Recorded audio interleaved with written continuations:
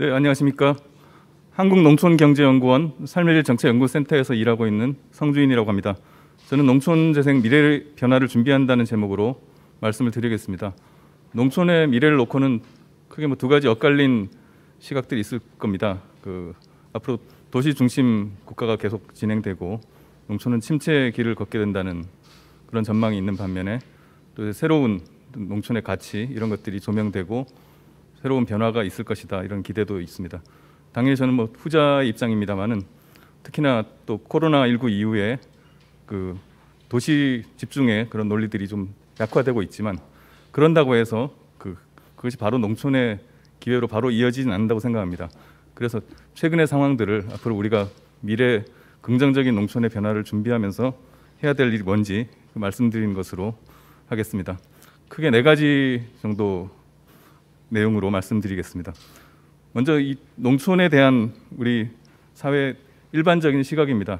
상당수는 농촌의 지방 소멸론을 얘기하고 앞으로 농촌에 사람들이 거주하기 힘들고 그리고 또 인프라도 취약하기 때문에 이른바 생활 사막 이런 것들이 확대될 것이다 이런 진단들이 여러 곳에서 나오고 있습니다. 그리고 또 농촌은 향후 도시로 개발이 되기 위해서 현재 그냥 유보되어 있는 지역, 그런 잔여 지역에 머물고 있다는 것이죠. 그렇지만 그런 전망과 달리 농촌에서 새롭게 뭔가 새로운 길을 찾거나 가치를 새롭게 찾으려는 그런 도시민들의 움직임도 늘고 있고 또 아까 사막 같은 불모의 공간이 아니라 새로운 생명의 공간으로 농촌이 조명되고 있는 그런 움직임들도 나타나고 있습니다. 화면에 보시는 여러 가지 TV 프로그램 같은 것들도 그런 것들을 뒷받침해 줍니다. 그리고 지방 소멸론의 진원지였던 일본에서도 농촌이 소멸되기는커녕 오히려 이 농촌에서 새로운 기회를 찾으려는 그런 시도들이 굉장히 다양하게 나타나고 있고 반농 반엑스 같이 농촌에서 새로운 라이프 스타일을 추구하는 움직임 그리고 최근에는 농촌이 IT라든지 새로운 첨단 산업의 활동 근거지로도 농촌이 조명받고 있는 모습 이런 것들을 여러 가지 책자들에서 확인할 수 있습니다. 서양의 경우는 핀란드입니다. 핀란드에서 농촌의 미래를 진단하는 그런 작업들을 했습니다. 그래서 향후 농촌의 미래를 좌우할 큰 요인들로 일단 인구가 계속 도시 집중을 할 것이냐 아니면 농촌이 이 분산 거주 공간으로서 이렇게 조명을 받을 것이냐 이런 것이 크게 좌우된다고 합니다. 핀란드 같은 경우는 스웨덴과는 달리 이웃한 스웨덴과 달리 굉장히 농촌 지역에도 한 30% 정도 인구가 거주하고 분산 정책을 꽤 많이 펼쳐온 나라라고 합니다. 그런데 그런 움직임들이 미래도 지속될 것인지 이것이 굉장히 중요하고 특히나 핀란드 농촌이 가지고 있는 우리랑 좀 다른 자원들이 있습니다. 임업도 있고 바이오 경제 자원들이 굉장히 있는데 그런 자원들을 계속 잘 가치를 살려서 활용하느냐 그리고 그 과정에서 농촌 주민들이 주도적인 역할을 행사하느냐 이런 것이 가장 지속 가능한 미래를 만드는데 중요한 요인으로 얘기가 되고 있습니다. 또 그런 일들이 지역 주민이 아니라 또 외부 자본에 의해서 이루어지는 시나리오 또 그러지 않고 또 계속해서 인구가 도시 집중하는 시나리오 거기에 따라서 농촌은 그냥 일부 계층의 선별적인 소비 공간으로 남는다든지 또 아니면 일부 전통적인 모습들이 남아있는 일부 마을만 존재하는 그런 시나리오를 얘기하고 있는데 우리랑 좀 다른 나라이긴 하지만 우리한테도 시사하는 바가 크다고 생각합니다. 코로나19 이후에는 여러 가지 얘기들이 되고 있습니다. 저성장 기조가 장기화될 뿐만 아니라 또 비대면 접촉이 확산된다 이런 얘기들이 있고 그런 것들이 농촌의 기회가 되기도 하지만 또 취약계층의 여러 가지 서비스 접근성 면이라든지 여러 가지 면에서 또 불리한 부분도 있습니다. 그렇지만 또 도시민의 농촌 거주 이걸 확대시키는 요인은 될 수 있고요. 그런 것들이 올해 저희 연구원에서 조사한 조사 결과에 잘 나타나고 있습니다. 그래서 연령대가 높아질수록 귀농귀촌을 과거보다 더 귀농귀촌 의향이 높아졌다 이런 응답이 나타나고 있고 또 농촌 관광도 일시적으로 현재 위축되어 있는 상태지만 소득이 높은 도시민들일수록 앞으로 농촌 관광 횟수가 늘어날 거다 이런 얘기도 하고 있습니다. 이런 기회들을 잘 활용하는 것이 중요하고요. 저는 농촌 재생을 이렇게 보고 있습니다. 농촌이 안고 있는 여러 가지 어려움, 문제 이런 것들이 있습니다. 그리고 도시의 압출 요인도 높아지고 있습니다. 코로나 이후 특히 더 높아지고 있는데 그런 문제들을 그 농촌에서 뭔가 실현을 해보고자 하는 그런 도시의 청년층이라든지 장노년층들을 농촌에서 활동할 수 있는 기회를 제공하는 것, 그러면서 농촌의 여러 가지 취약한 인프라라든지 인적 자원 부족 이런 문제들을 극복할 수 있으리라고 생각합니다. 농촌이 갖고 있는 여건을 조금 더 살펴보도록 하겠습니다. 도시민과 농촌 주민의 삶의 질 만족도, 이걸 부문별로 비교한 결과인데 보통 농촌이 소득 부족을 제일 중요한 문제로 많이 생각합니다만은 그래프에 보시듯이 도시와 비교해서 격차가 큰 것은 보건복지나 교육, 문화 뭐 그런 여러 가지 분야들입니다. 그런 분야들에서 문제가 나타나고 있고, 또 더 세부적으로 보면 이 빨간색인 도시에 비해서 농촌 지역 같은 경우에 의료라든지 또는 그 생활 서비스 이용, 대중교통 등등 여러 분야에서 취약한 그런 모습들을 확인할 수 있습니다. 그러다 보니까 향후 농촌을 떠나겠다 이런 주민들도 많이 나타나고 있고요. 젊은 연령층일수록 더 높은 비율로 그렇게 나타나고 있습니다. 공통적으로 소득 기회가 문제라고 얘기를 하고 있지만 젊은 층의 경우에 그 외에도 여러 가지 문화 여가라든지 교육, 그리고 조금 더 연령대가 높을수록 의료 환경 열악함 뭐 이런 것들 때문에 농촌을 떠난다. 그리고 노년층을 갈수록 그 교통 움직이는데 불편하고 또 주택이 지금 옛날 노후주택이라서 살기 불편하다. 이런 이유로 농촌을 떠나겠다라고 하고 있습니다. 그래서 이런 것들 고려해 볼 때 앞으로 농촌 재생을 위해서 우리가 해야 될 과제가 어떤 것일지 좀 시사점을 얻게 되고요. 난개발 문제도 좀 지적할 수 있겠습니다. 이 그림에 보시면 그 환경 유해 물질 이런 데 노출된 인구, 충남의 사례인데 뭐 약 그 충남의 자연 취락지구 중에 절반 가까이가 500m 내 유해 물질이 있다 이렇게 조사되고 있고, 또 환경적으로 가치가 있는 비오톱 1등급지 이런 것들도 시군별로 좀 다르긴 합니다만 최대 뭐 10% 이상 가까이가 그 도시로 곧 개발될 계획 관리 지역에도 분포하고 있다 이렇게 조사가 된 바가 있습니다. 특히나 이 난개발 문제는 향후 지속 가능한 농촌 정주 공간을 만드는데 굉장히 제약이 될 것이라고 예상됩니다. 올해 조사한 결과에 따르면 귀촌 인구가 감소한 상위 지역, 공통적으로 그 난개발이 좀 우세하게 두드러지게 나타나는 지역들입니다. 이런 것들은 앞으로 또 우리가 그 농촌 재생을 위해 생각해 볼 그런 문제라고 할 수 있고요. 저밀도 경제에 대한 이야기를 하고 있습니다. 그런 새로운 경제활동 장소로서 농촌의 가능성을 얘기를 하고 있는데 그래프에 보시듯이 그 인구는 감소하는데 그 소득, 연평균 GRDP는 늘고 있는 그런 지역들이 꽤 많이 분포하고 있다. 그리고 농촌은 도시보다 높은 상용 종사자 비율을 보이고 있고, 또 인구 대비 일자리 수도 많다. 뭐 이런 조사 결과도 있고, 연도별로 사회적 경제 조직이 증가하는 추이를 보면 굉장히 농촌 지역에서 많이 그 이런 활동들이 나타나고 있다는 걸 볼 수 있습니다. 그렇지만 또 여기 보시듯이 초고속 통신망 속도 면에서 도시, 중소도시, 농어촌 비교해 보면 그 분명한 차이가 있다는 걸 알 수 있고요.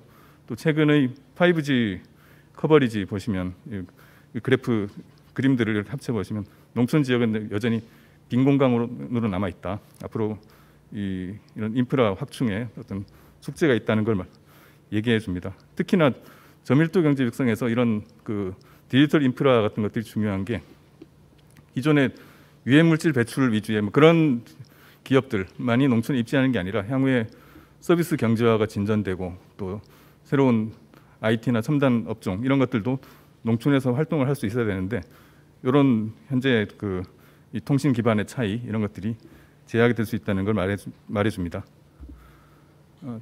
반면에 좀 더 희망적인 이야기도 있습니다.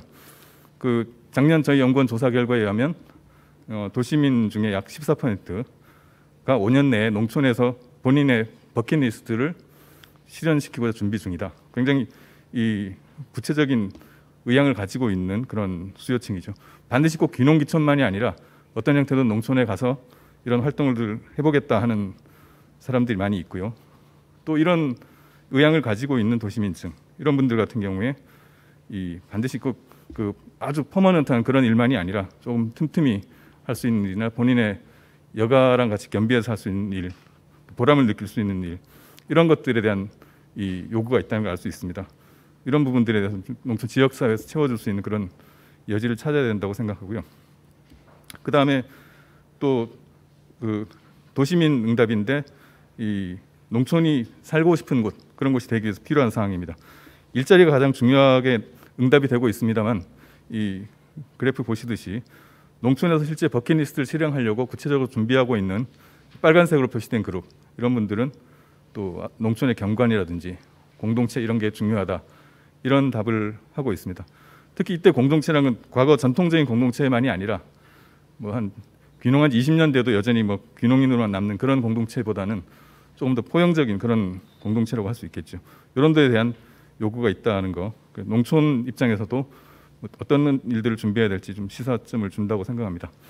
이런 걸 종합해 볼 때, 지금 현재 여건을 종합해 볼 때 농촌 재생을 위해서 이런 크게 4가지 요소 이런 것들을 우리가 좀 생각해 봐야 된다. 이게 우리 농촌이 어떤 길로 가느냐 하는 향방을 좌우할 것이라고 생각합니다.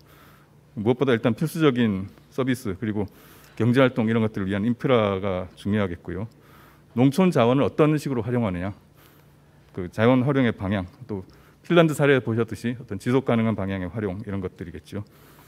또 주거 공간으로서 농촌 자체가 갖고 있는 어떤 매력성 이런 것들을 잘 살려 나가는지 여부, 그다음 공동체 자체의 어떤 그 좀 더 열린 공동체, 또 그것을 통한 혁신 창출 역량 뭐 이런 것들이 중요한 이 미래 농촌의 그 방향을 좌우할 요소라고 생각합니다. 사례를 좀 더 살펴보면서 그 농촌 재생을 위한 시사점을 찾도록 하겠습니다. 일본 산촌 지역인 오가와무라라는 곳이고 여기서 이제 지역의 여러 가지 문제들 진단할 끝에 30명 정도의 어떤 인구 추가적인 확보 이런 게 필요하다. 특히 젊은 그 학교 다니는 학령층 인구. 그래서 이렇게 그 사진에 보시는 공영주택도 건설하고 또 빈집 정비, 그다음 그 여러 가지 교육 내실화라든지 정보화 뭐 여러 가지 일들을 같이 통합적으로 진행했습니다. 지역 진단이 체계적으로 이루어지고 그 바탕하에서 필요한 사업들을 발굴하고 빈집 조사를 통한 여러 가지 지역 자산을 조사를 하고 그것을 통해서 향후에 그 인적 자원을 유치하기 위한 그런 노력, 빈집은행이죠. 그런 노력들도 같은 문제의식에서 이루어졌다고 할 수 있고 또 이런 사업들을 하는 과정에서 중간 지원 조직이 그 중요한 역할들을 수행을 했습니다. 국내 사례인데 상주의 작은 도서관입니다. 옛날 보건지소였는데 이걸 이 복합적인 서비스 공간으로 리모델링하고 리모델링까지는 이제 그 정부 사업비로 할 수 있지만 그 뒤에 이걸 어떻게 운영하느냐가 문제인데 귀농인들이 그래도 많이 있는 지역이었습니다. 그러다 보니까 스스로 다 그 실제 자원봉사라든지 이런 교육 강사로 직접 참여하는 그런 일들을 했다고 하고 심지어 그 학교 고학년생이 저학년생 가르치는 뭐 이런 일들까지 하면서 또 여러 가지 취미 활동, 공방 이런 것도 만들고 해서 이 약 30명 가까운 자원봉사자가 이 조그만 면에 활동하고 있는 그런 사례인데 이런 인적 자원 활용과 어떤 시설 조성 이런 것들 연계한 이런 움직임 이런 것들이 앞으로 농촌 재생에서 참고해 볼 만하다고 생각하고요. 농촌에서도 이런 그 농촌형 마이스 산업 같은 새로운 산업 창출 시도가 가능하다. 남원 임실 순창에서 이루어졌던 이런 농촌형 마이스 산업입니다. 또 구례 자연 드림파크 사례에 대해서 많이 알려져 있습니다. 이런 6차 산업화와 연계해 가지고 그 보육 시설, 문화여가 시설 뭐 이런 것들, 주거 의료 복합된 시설들 제공하는데 이런 사례들이 좀 더 많이 확대될 필요가 있겠다는 생각이고요. 그다음 스마트 기술을 활용한 사례들 외국에서는 이미 나타나고 있습니다. 아일랜드도 있고 프랑스도 있고 그래서 그 ICT 기업 입주 공간으로 기존 유휴 공간을 이렇게 다시 재창출해서 활용한다든지 또 주민들도 활용할 수 있는 디지털 허브를 조성한다든지 이런 사례들입니다. 이런 데서 시사점을 얻을 수 있다는 생각이고요. 또 아까 그 노인 계층일수록 이 대중교통 문제를 많이 제기하고 있는데 이런 노인층들이 가지고 있는 그 거리 제약 이런 것들을 극복할 수 있는 이런 이 자율주행 기술 활용 이런 사례들도 이미 나타나고 있습니다. 지금까지 말씀드린 사례들이 보여주고 있는 것들이 지금 대략 이런 시사점들입니다. 이 지역별 어떤 특성화된 어떤 전략 도출 그리고 또 필요한 과제들을 추진하기 위한 어떤 통합적인 추진 체계, 다양한 인적 자원 활용 그리고 공간 정비 등등 이런 내용들을 하나의 어떤 농촌 재생을 위한 시사점으로 생각하면서 이 향후 우리가 추진할 농촌 정책, 농촌 재생 방향과 과제에 대해서 말씀을 드리겠습니다. 크게 4가지 영역의 과제를 우리가 생각해 볼 수 있다고 생각했습니다. 그래서 지금 제시된 바와 같이 그 사업 내용 면에서는 크게 4가지 영역인데 어떤 농촌 주민들의 어떤 그 분산 거주 상황 이런 데 맞는 필수 서비스, 그리고 일자리 창출, 또 농촌의 경관과 환경 보전, 그리고 자립적인 그리고 포용적인 공동체 육성, 그런 4가지 영역 과제를 추진하는데 이것을 위해서 필요한 어떤 추진 기반으로서 어떤 각각의 지역이 상이한 여건을 반영해서 할 수 있는 그런 이 농촌 재생 모델을 그 지원하도록 하는 일, 그리고 이를 위한 다양한 인적 자원 활용, 그리고 이게 지역 주도의 일이 되겠습니다만은 그래도 중앙정부 차원에서도 어떤 신규 정책 사업 등을 통해서 이런 것들을 지원할 수 있는 그런 체계가 필요합니다. 그래서 이 과제들을 가지고 약간만 더 그 구체적인 설명을 드리겠습니다. 일단 365 생활권에 대해서 그동안 얘기를 해왔습니다. 365 생활권 기능이 제대로 충족될 수 있도록 정부 차원에서는 어떤 농어촌 서비스 기준이라든지 어떤 실태에 대한 지표 이런 것들 바탕으로 해가지고 그 서비스 취약 지역을 좀 선별해서 좀 더 차등 지원될 수 있도록 만드는 그런 노력이 필요할 거라고 생각합니다.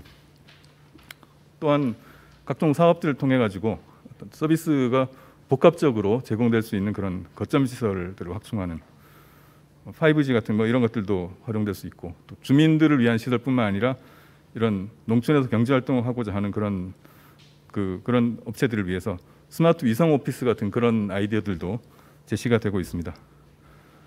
미래형 기술 같은 것들도 활용할 수 있겠죠. IoT라든지 AI, 빅데이터 뭐 여러 가지 이런 기술 기반들을 좀 더 활용해서 실제 농촌의 의료라든지 교육 등등 뭐 여러 가지 서비스 개선을 활용하는 것입니다.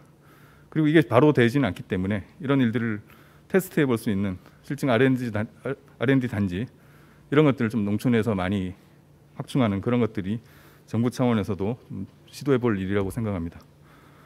일자리 창출인데 그 아까 핀란드 사례에서 말씀드렸듯이 지역 구성원들이 주도가 돼서 할 수 있는 그런 다양한 사회적 경제 일자리라든지 이런 것들 만들어 볼 수 있고, 일자리 부분에 대해서는 또 이어서 김정숙 박사님께서 조금 더 자세히 말씀을 해주실 거고요.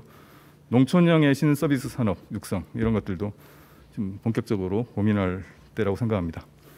정주 기반 구축을 위해서, 그리고 이 노후한 그 농촌 주거 환경 이런 것들 개선하기 위해서 필요한 일들, 빈집 철거라든지 뭐 그런 것들이 있고, 또 장래 농촌의 어떤 공간 구조 변화 이런 것들을 고려한 그 마을 정비 같은 일들이 필요할 거라고 생각합니다. 또 농촌형 주거 모델 같은 것들을 확산하는 노력이 필요하고요. 도시에서 그 농촌으로 가서 뭔가 해보겠다라는 그런 의향을 지닌 도시민들을 위해서 이런 농산어촌 마을 스테이라는 뭐 가칭입니다만은 이런 것들도 제안해봤습니다. 이게 한국형 다차라든지 한국형 클라인가르텐 이런 역할을 할 수 있도록 하고, 또 여기에 그 정부 부처뿐만 아니라 여러 가지 다양한 공공기관들도 이렇게 참여해서 이런 도시민의 수요와 또 지역에서의 어떤 요구 이런 것들을 매칭할 수 있는 그런 시스템을 만들어 보자는 그런 아이디어입니다. 그리고 조화로운 농촌 공간 형성을 위해서 이 하나의 사업으로서는 어떤 이 축사라든지 뭐 공장 같은 유해 시설 이런 것들을 좀 계획적으로 입지하도록 유도하는 일, 그리고 그와 연계해 가지고 빈집 철거라든지 농촌 공간 정비 이런 것들 같이 진행하는 것이고요. 그리고 이와 병행해서 주민들은 이제 상향식 그 마을 가꾸기 활동 이런 것들을 추진할 수 있도록 만드는 이런 사업들을 생각해봤습니다. 그리고 이 바탕으로 농촌 공간 계획 제도를 도입하는 일을 과제로 제시했습니다. 마지막으로 추진 기반 구축을 위해서 이렇게 크게 이 정부 차원에서는 그 지역에서 이런 일들을 추진할 수 있도록 농촌 협약이라든지 이런 것들 통해 가지고 부처 사업 연계 지원하는 거, 그리고 이를 위한 거버넌스, 다양한 혁신 주체 활용 이런 것들인데요. 마지막으로 이렇게 그림을 정리해봤습니다. 왼쪽에 있는 것이 이 파란색으로 된 것이 이제 중앙정부 차원에서 좀 추진할 그런 일들이고, 그에 따른 지역에서의 여러 가지 과제 이런 것들을 같이 제시를 해봤습니다. 인적 자원 유치에 대한 이야기, 그리고 농촌 재생을 위한 제도 기반 마련을 위해서 공간 계획 같은 뭐 이런 것들이죠. 또 협약을 확대한다든지 하는 것들, 인프라 구축을 위해서 신규 사업 도입을 제안해 봤고요. 또 그와 연계해서 지역별로도 사업을 추진하겠지만 그뿐만 아니라 그 농식품부 이외의 범부처 사업 이런 것들이 연계해 지원될 수 있도록 하고 정부 부처 외에 민간 기업이라든지 뭐 이런 것들도 이 농촌에서의 다양한 사회 혁신 실험을 위해서 참여할 수 있는 이런 체계 이런 것들을 제안을 했습니다. 제 발표는 이상으로 마치도록 하겠습니다. 고맙습니다. 안녕하십니까. 지정 토론을 맡은 중앙대학교 도시계획 부동산학과 마강래라고 합니다.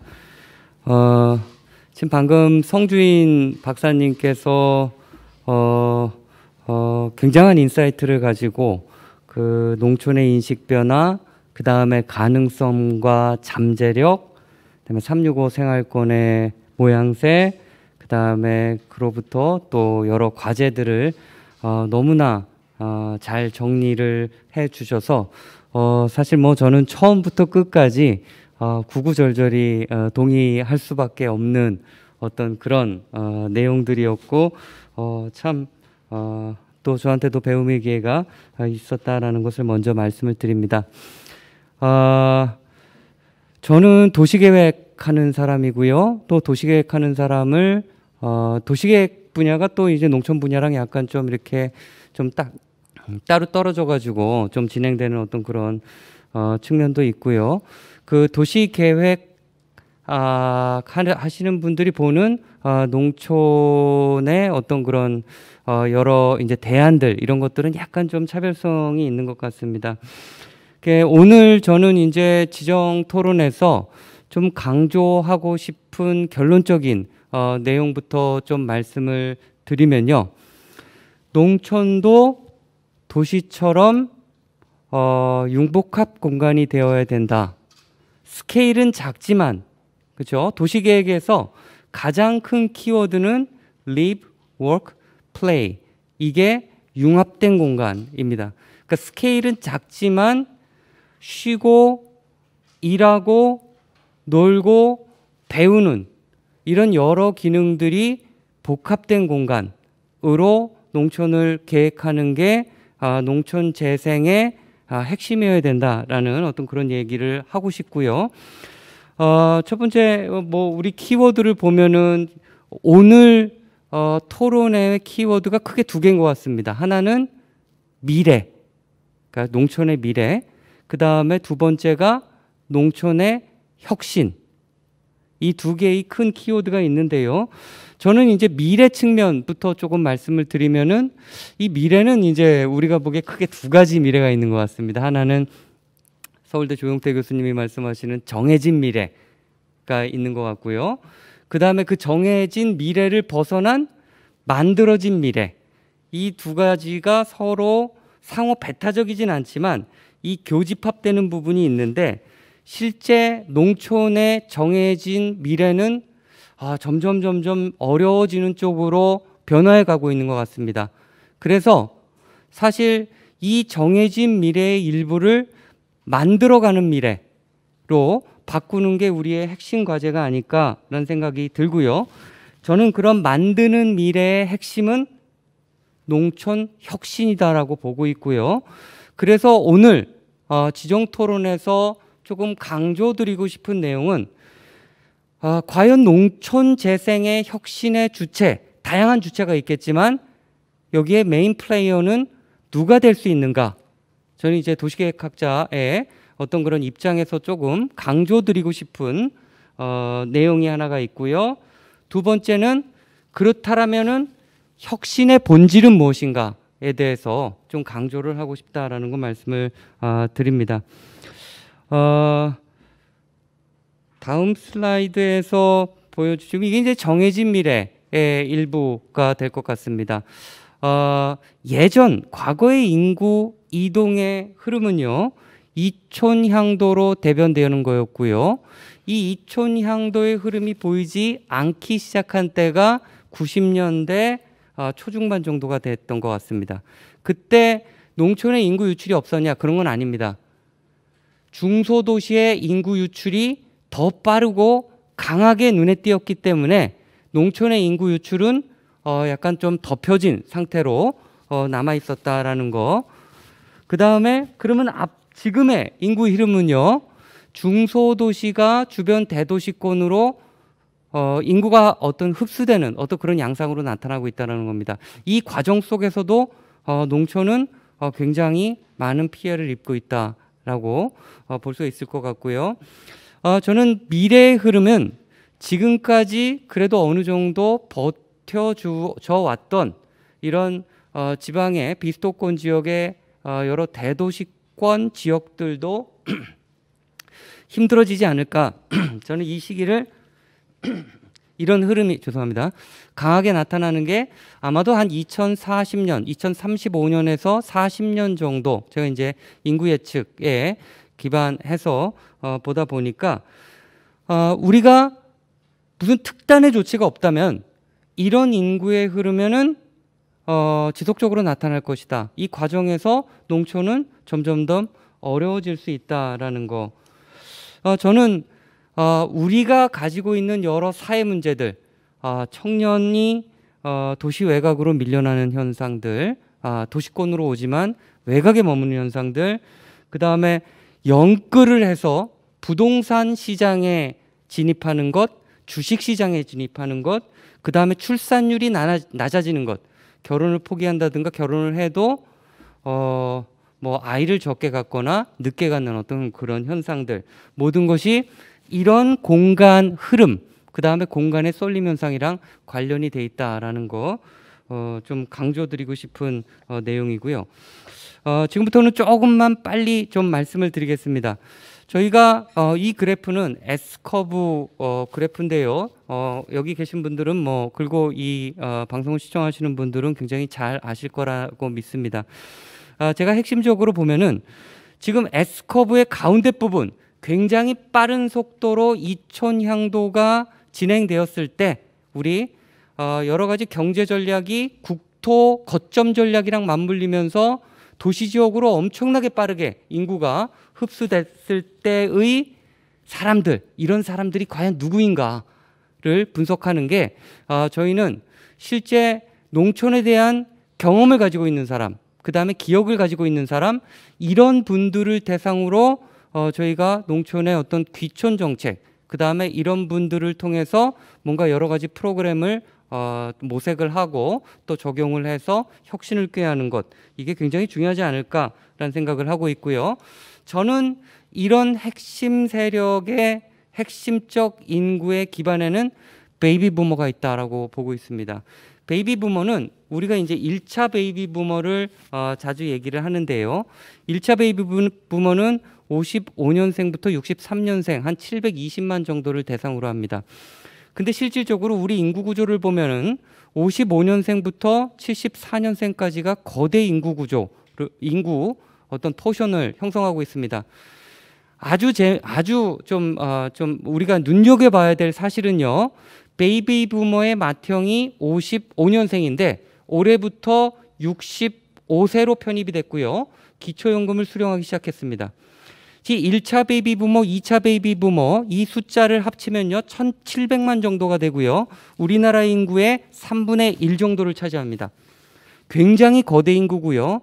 앞으로 20년간 이 거대 인구가 65세 고령자 인구로 편입이 되면서 굉장히 큰 사회적 격변기를 거칠 것이다 라고 저희가 이거는 뭐 정해진 미래로서 예측해 볼 수 있는 사항입니다.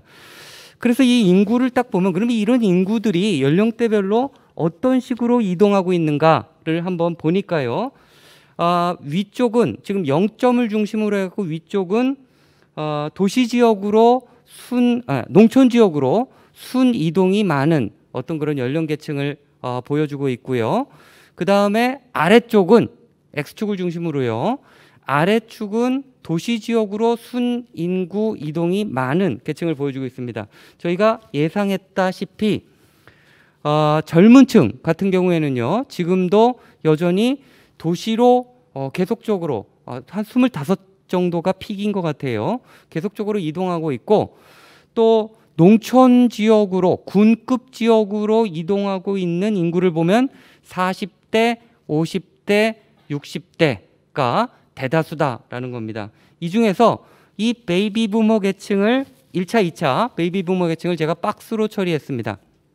저는 우리가 노력해야 될 부분은 이런 연령층을 좀 나눠서 우리가 인구를 확보하고 있는 인구를 나가지 못하게 하고 인구댐을 마련하고 그 다음에 들어오는 인구가 지금은 그 수가 크지 않지만 여기에 추임새를 넣어서 농촌으로 흘러 들어갈 수 있도록 여러 가지 정책을 펴는 게 굉장히 중요하지 않을까라는 이 투 트랙 전략을 써야 되지 않을까라고 생각을 하고 있고요. 요거는 1, 2차 베이비 부머에 대해서 출생지와 거주지를 살펴본 겁니다. 자료를 통해 가지고 한번 자세히 보시면 되겠지만 시간 관계상 제가 특징적인 내용만 몇 개 추려드리겠습니다. 첫 번째, 수도권에서 태어난 사람들은 대부분 지방으로 이동하지 않는다라는 겁니다. 거의 90%가 수도권에서 태어난 사람 수도권에 머물고 있습니다.